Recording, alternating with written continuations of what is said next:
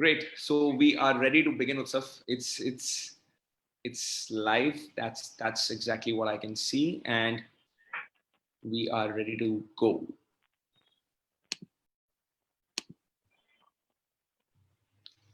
Yeah.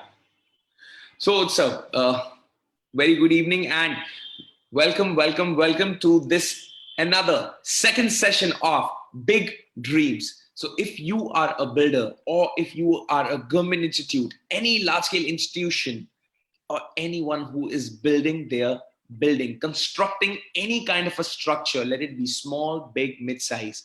This is a must-attend session for you because today, what we are going to do is that after watching this 30-minute session, you will have a different paradigm, with which you build your own building. Your whole paradigm is going to shift. That is what our assurance to you is going to be. So this is going to be a transformational, 100% transformational shift which you will get within your own self. The way you used to look your own construction, your own building, that will get a complete shift in the whole paradigm within you. That's what our commitment towards you is. So before I begin, I would really like to acknowledge each one of you, for watching this session live, and hundreds of people watch this session afterwards, and we feel extremely grateful to everyone, who all are watching, and we are certain that you must be taking out a lot of golden nuggets, a lot of wisdom, what Utsav is sharing. And he is someone, who's whom words are short to describe, but yes, just in a single line, he is a leading architect and author and an innovation expert. And without diving much into that, I'm Ankur, an author, a founder of Ecost, and yes, I'm an inventor of Nano Video Framework. And this is what we both do. We both are on a mission to get your big dreams into reality, and that's the only reason we come every single week live on live and share what values, what learnings Utsav has learned. He's going to share it with you. Now over to you, Utsav. Last session was truly mind-boggling. I was like stunned. Believe me, I had goosebumps, when I was listening to all those, the definition of the way you explain big dreams, the way you told that first nugget was very, very powerful. And I'm certain that today, when you would be covering, the paradigm part, it will certainly blow away, everyone's mindset, when they construct their own building. Over to you, Utsav. Now it's all yours. Thank you, Ankur, and thank you, everybody. I hope you enjoyed the last session, and thanks for coming back again to see this new second session. So we're going to discuss about taking it further from how we unraveled some of the concepts last time. And so, Ankur, we spoke a lot about the paradigm shifting within the buildings and how we start from idea-centric approach to a holistic approach, and that is what creates the changes in the paradigm. So you said it's an idea-centric approach and design to a holistic approach. Holistic approach. Okay. So one is idea-centric approach, another is holistic approach. Okay. We would love to understand these two as well, because your definitions are dense, and we would love to chop them out for audiences so that, they get absolute crystal cut clarity. Is that okay, Utsav? Yeah, absolutely fine. Awesome. Fantastic. Good. So the idea first or idea-centric approach basically means that we start with an idea. You have a bright idea in your mind. Oh, aaj ye bana lete hain. And you start building on that. Mm-hmm. And that's the problem with the designs. Whether it's an architectural design or it's a product design, that we are so infatuated by a certain idea, and we go through that idea only to find that either that idea is, it requires shaping, it requires validating, it requires it requires a lot of fine tuning, and most of the times we find that the idea is actually discarded. It's not there, especially in the case of products. So this idea-centric approach is not only inefficient, but it also leads to a lot of hit and trial. And it is you convert this. It's sort of I feel it like it's a rushed up process where the ramifications are only known later on. Especially in architecture, जहाँ पे एक बार the reality is concrete, you can't do anything about it. You just have to live with it. And that's why in my innovations as well as in architecture, I prefer the other approach, which is the holistic approach, which is what I believe changes the paradigm, because then the idea is actually a very small part of the ecosystem. It's the other things that define the whole situation. It defines the whole analysis of the various parameters, and that feeds into the idea. So this is what we call as the difference between an idea and an insight. So here we are starting with the insight as a first parameter, and then producing an idea out of that. For example, I want to develop a pen, for instance. So this is a pen, and I can have a whole lot of things, ideas. Oh, we can make it curvy. Oh, we can make it like in a metal. Oh, we can make it in a, in a manner from a fiber composite or a carbon composite. But the question is why? Why do you want to make a pen? Why do you want to reinvent the pen? Or for even better, what do you want to reinvent a pen for? That is a holistic approach. Once you have the target in your mind that, okay, this is what I want to achieve when this pen, then while reinventing the pen, or the set of goals that I want to achieve while reinventing the pen, my approach will be much sharper. My approach will be, I would know what to do and what not to do. And that is the basic difference between an idea-centric approach and a holistic approach. Very nice, very nice. So I mean, and what's happening right now in industry, that people are majorly focusing towards idea-centric and not, the holistic part, right? And that is where, you say, that holistic is very important. Is that right? Or what's the current scenario going on in the market? Yeah. So in architecture, for instance, as we talked last time about a lot of problems that happens in architecture, you see, if I quickly draw a timeline, for instance, and here we are, where the entry point of architecture or architects are or engineers are, we do our bit over here, but then we see totally different problems occurring over here down the stream. Maybe 3 months, 4 months down the line when people start occupying, after a few years. So why can't this problem be solved, at this stage? Yeah. And that is the difference between the idea-centric approach and the holistic approach. Again, when we start that, because when we enter over here, our sphere of influence is this much. Our zone of insight is this much. Whereas when you go for a holistic approach, the solution comes from here. Oh. And so the intervention is that much. Yeah. And so now the obvious question is that what is this point? Yeah, that is important. Very important point. Yeah. So if this is design, if this is delivery, what is this point? And that is inception. Inception of the whole process, the vision, and basically this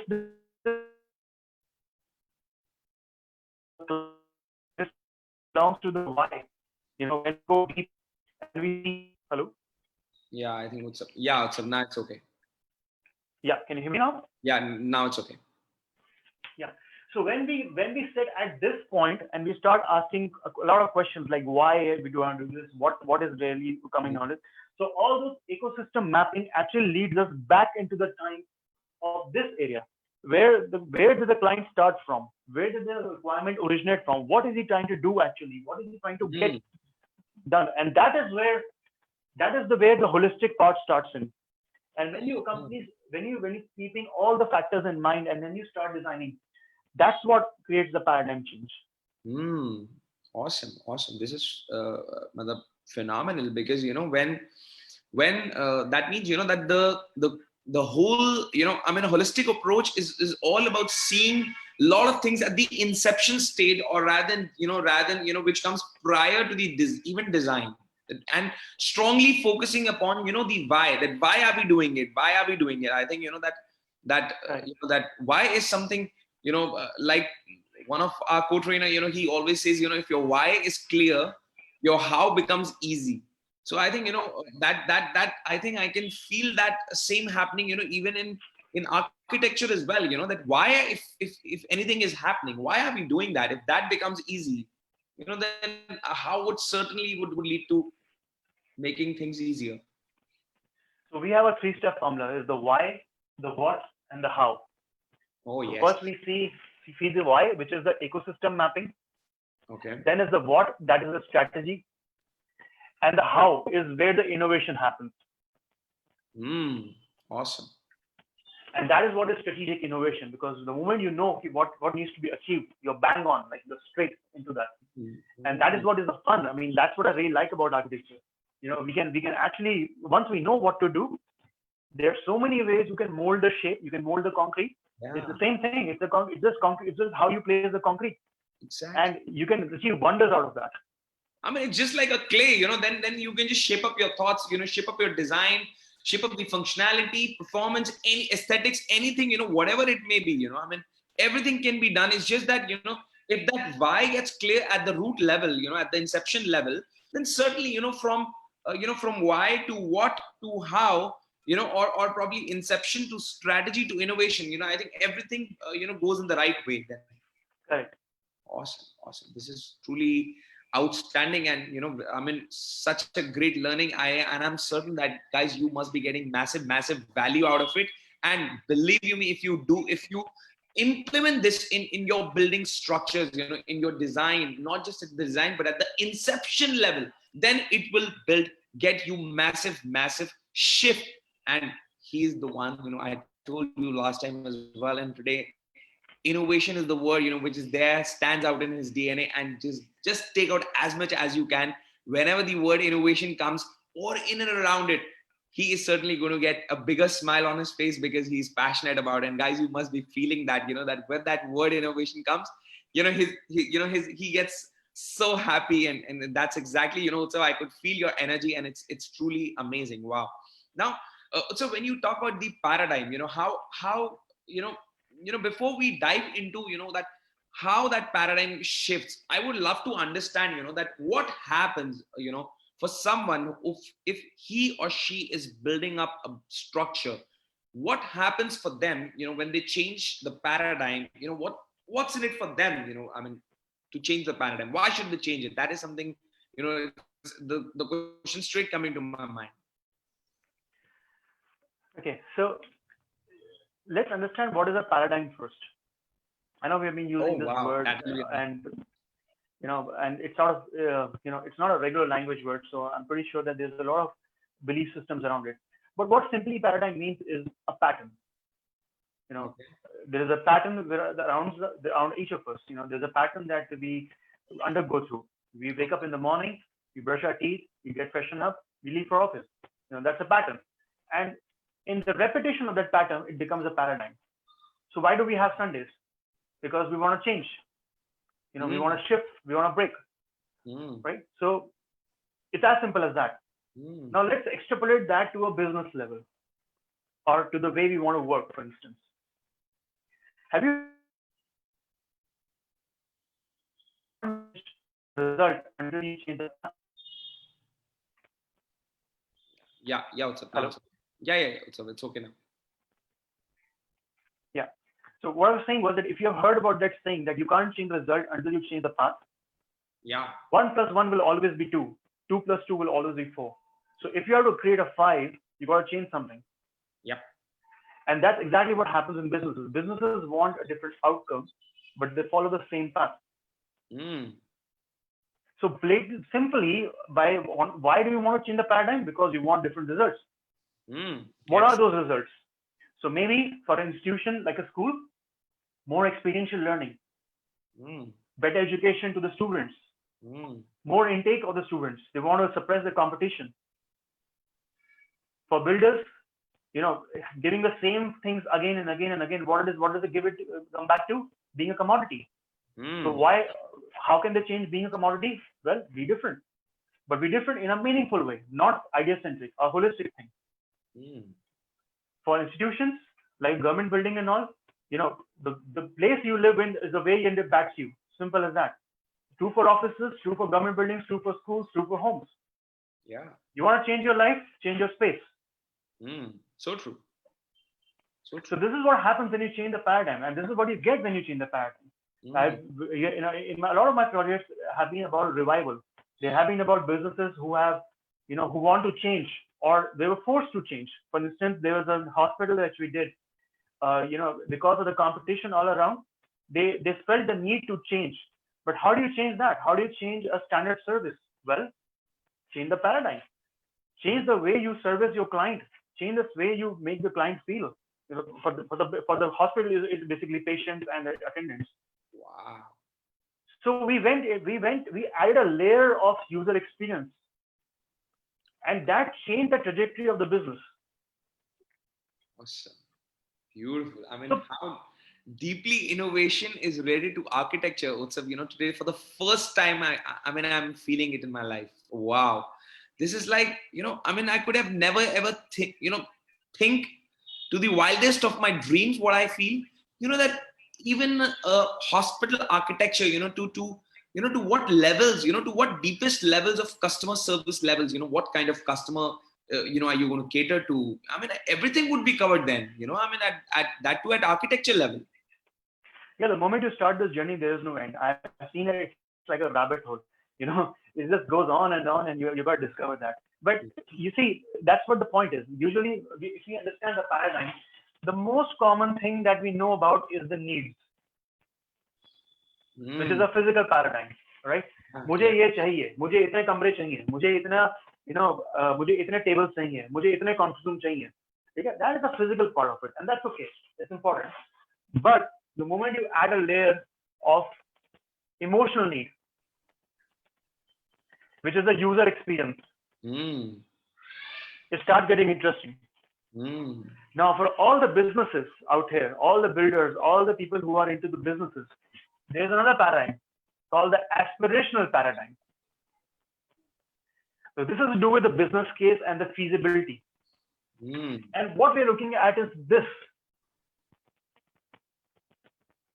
a perfect blend between where the business sets in, where the need sets in, and where the user experience sets in. Now, if you achieve this central part, if you achieve this pudding, how would it taste like for you and your customers? This would be awesome. So how do you? So this is a theoretical concept, but how do you translate that into architecture? Yeah, that is something we need to understand, obviously. Yeah. So let's take an example of iPhone. Let's not go to the architecture yet. Let's see the example of an iPhone. What is iPhone? At a functional level, it still does the same thing. Exactly. It still makes you call. Yeah. Or Max, you could use it for videos, photos. That's it. Just a mobile. That's all part of the function. Yeah. Yeah. But where it starts getting interesting is that interface is so beautifully designed that people enjoy using it. Yeah. And it enables people in a way that has been unprecedented. You can have the internet communicator in your hand. You can check your emails. You can have lots of apps doing your business functions. And that is the overall ecosystem that Apple has. Apple wanted to create that ecosystem, and that feeds into the other services section as well. I think it explains a lot of lag today. Is that okay now? Yeah. Now it's okay. Now it is okay. So did you hear me, or should I? Where did you lose me there? If you can just repeat it a little, that'll be great. So if you see an example of an iPhone, from a functional level, it still makes you do the job. It still makes you make the call. But even better, you can actually have an emotional touch to it by a lot of features, the way it's beautifully designed, not only just physical dimension, but also the interface. But the way Apple has designed, which is their aspiration, is that it enables people to do almost everything from a click of the phone. Awesome. And that is how they are able to find this central part, this sweet spot, as we call it.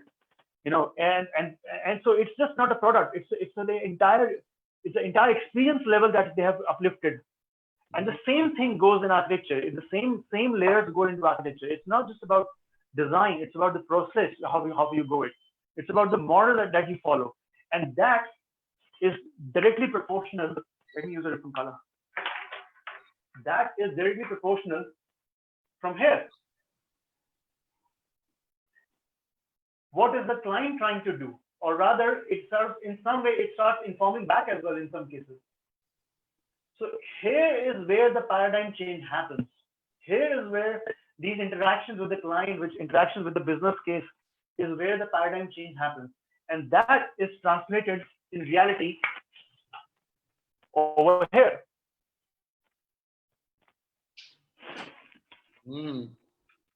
Awesome, awesome. I think this is truly I think a shift in the paradigm. What I can say, Utsav, it's for me, even for me, it's truly a shift in the paradigm in the sense, because what I learned and what I'm taking is that it's not just about one thing. It's about setting up a sweet spot, and like you said it, and taking out the right pudding, the sweet spot in the center, having an emotion, aspiration. And that is something, with functionality, at times we even forget. We get so focused with the functionality, that the aspiration of what our customer wants, and along with with the emotional touch, that triggering of emotion, making the things so apparently functionally so easy, aspirationally, fulfilling what their desires are, and then touching them emotionally, like iPhone does is, it captures your, your happiness, so the emotional trigger is there, and aspirations also they fulfill, and functionally the way they make it so minimalistic, I think. And then at the sweet spot, which is like a center of all three, I think that's where, what is a sweet spot, and where, anyone could understand here, whosoever is listening, their whole paradigm will certainly shift, once that sweet spot is struck upon.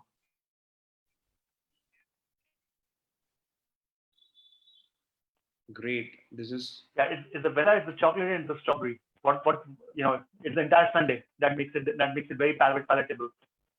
awesome, phenomenal. This was truly, I mean, truly amazing, truly amazing, Utsav. The way you have explained everything. This was certainly, I think it will really benefit not just the anyone who's building a building. Once they will start looking the things in a very holistic way, and once they will start seeing the things at not just at the project start, but why are they doing the project, I mean, what's that sweet spot, what they are trying to strike. If they can define it, like one of the trainer, he always said, that if you can define it, you can find it. So I think, every person, whosoever is listening to the session, and who would listen it afterwards, if you are building any kind of a structure, my friend, then right at the very start stage, I mean, if you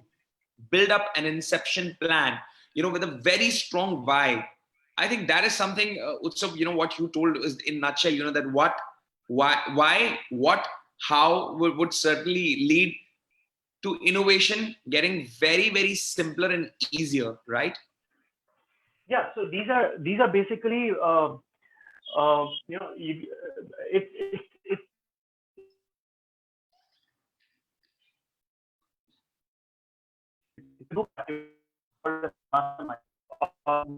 being a like if it's a corporate, one has to be in a board to actually really discuss and come up to a common vision.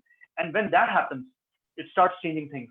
It starts changing the scenario. And the direct result, the direct outcome of such a process is you get a better sales, you get a better understanding of the environment. The environment starts working for you rather than you working for the environment. If you have a school and if you make such a kind of thing, you don't need to actually do anything else. The school itself is a marketing foundation for your venture, and show them and make them experience the school, and your job is done.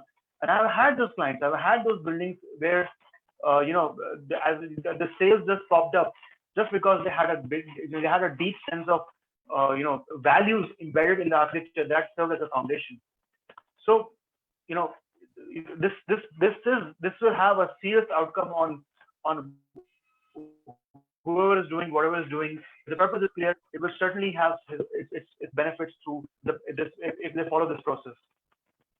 Awesome. I think, Utsav, it's truly phenomenal. And in the next coming sessions, what I'm feeling is, that we're going to chop that out, for every specific institute, pick them one by one, and how can they use, these principles one by one. We let's have one by one understanding on how schools can benefit, how hospitals can benefit, how government institutes can benefit, how group housing builders can benefit. And I think if with these principles, you can help them, step by step, to take an approach and to get that sorted at the inception level with what kinds of, questionnaires, can they ask themselves, and can discuss with their teams to make their, plans simpler, easier, get their innovation, right in place, right at the inception level with the very strong why. This will certainly build big dreams, for every person who's building a building. That's even I mean, I'm not a builder, I'm not into building, but yes, I can feel that happening in our country, and this will certainly help to get what Modi ji is trying to say, Atmanirbhar Bharat. I mean, this will not be just making them a self-reliant, making us a self-reliant country, but an innovative, self-reliant country, is what Utsav you are trying to contribute. And I really feel grateful to you, for putting up your efforts, coming live with us, on this specific topic, touching, the blend of innovation and architecture, and in such a amazing way. This is truly eye-opening for every person, who would be listening it. Thank you so much, Utsav, for giving your golden nuggets of wisdom. And certainly, yes, I'd be seeing you, live the very next week. And thank you so much, audiences, for watching this session live. We are certain that you must have taken a lot of value out of it. Do watch it again if there is anything unclear. And believe me, there is a lot of golden nugget, what Utsav is going to bring on the table the very next week for different kinds of institutes, and it will be very helpful. Thank you, Utsav, once again. Thank you so much for being there with us. Thank you, Ankur. Thanks, everybody. Hope you enjoyed this one. Thank you.